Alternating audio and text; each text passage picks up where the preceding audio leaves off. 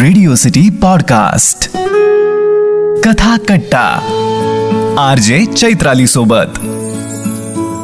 काही आठवणी आपण आपल्या मनाच्या एका कोपऱ्यात बंद करून त्याला कुलूप लावून ते कुलूप मनाच्या समुद्रातच कुठेतरी फेकून दिलेलं असतं. पण आठवणीच त्या बऱ्या वाईट कशाही असोत, माणसाच्या मनाचा त्यावर कंट्रोल नसतो. आपल्याला त्या आठवणींसोबतच जगावं लागतं आणि आपली नवीन वाट शोधावी लागते, जशी या कथेत शर्वरीने शोधली. कथाकट्ट्यावर आज आपण ऐकणार आहोत डॉक्टर इला माटे यांनी लिहिलेली वाट ही कथा, जी तुम्ही ऐकणार आहात माझ्या म्हणजेच चैत्राली बरोबर. वाट.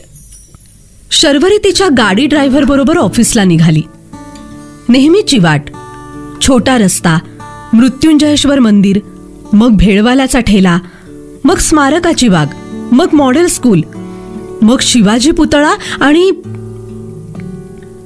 मग तिने डोळे मिटून घेतले.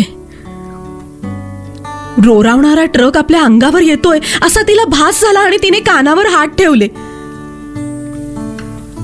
SP चौक मागे पडला आणि तिच्या ऑफिसची बिल्डिंग दिसायला लागली.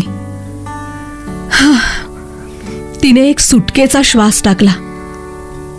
मन प्रसन्न ठेवत तिनं कुबड्या उचलल्या आणि ऑफिसच्या लिफ्ट जवळ पोचली.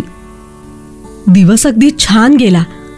हसत खेळत, नवी आव्हानं पेलत आणि चेष्टा मस्करी करत परत ती कारमध्ये बसली आणि घरी जाताना तिनं ड्रायव्हरला मोहम्मद चौकातून गाडी घ्यायला सांगितली.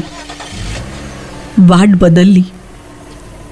आता सकाळचा तो SP चौक लागणार नव्हता. तिनं सीटवर मागे मान टाकली. मोहम्मद चौकातून गाडी पुढे निघाली. घर जरा लांब पडणार होतं.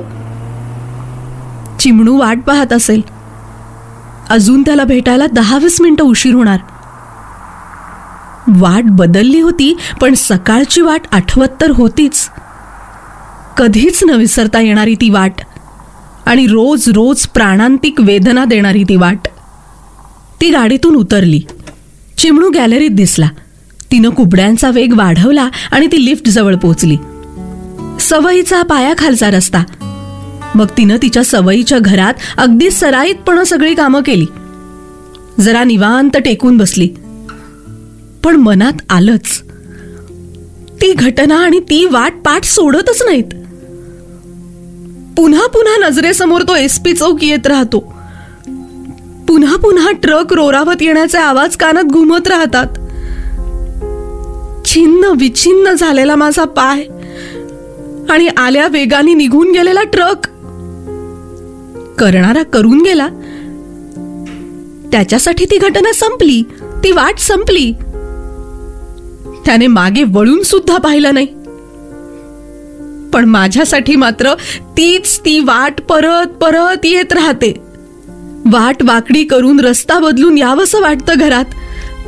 चिमणू वाट बघत असतो तरी सुद्धा. सगळ्यांसाठी सगळ्याच वाटा सोप्या.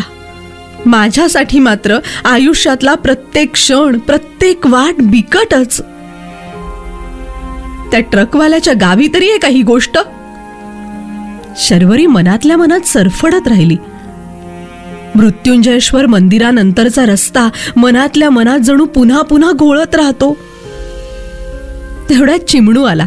तिच्या भोवती गुणगुणत राहिला. मम्मा, तुला गंमत सांगू?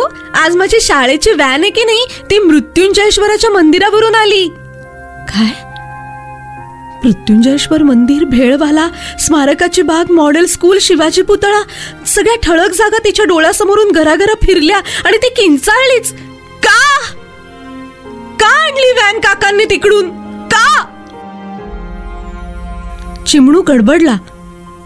अगं, का म्हणजे काय? रावसाहेब पुलावर ट्रॅफिक जाम होतं म्हणून.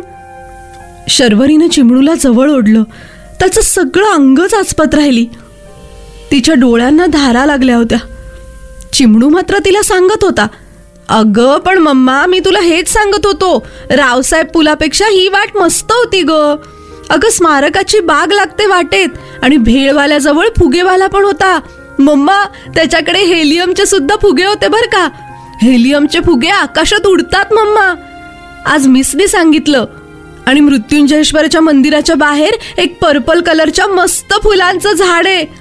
तशी फुलं कुठं पाहिलीच नाहीयेत मी. रडतेस काय मम्मा? अगं आज मज्जा आली नवीन वाटेनं यायला.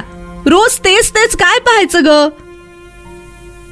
शर्वरी दुसऱ्या दिवशी निघाली आणि तिला जाणवलं, खरंच या वाटेने इतक्यांदा जातो आपण, पण हेलियमचा फुगेवाला पर्पल कलरची फुलं कधी दिसलीच नाहीत आपल्याला.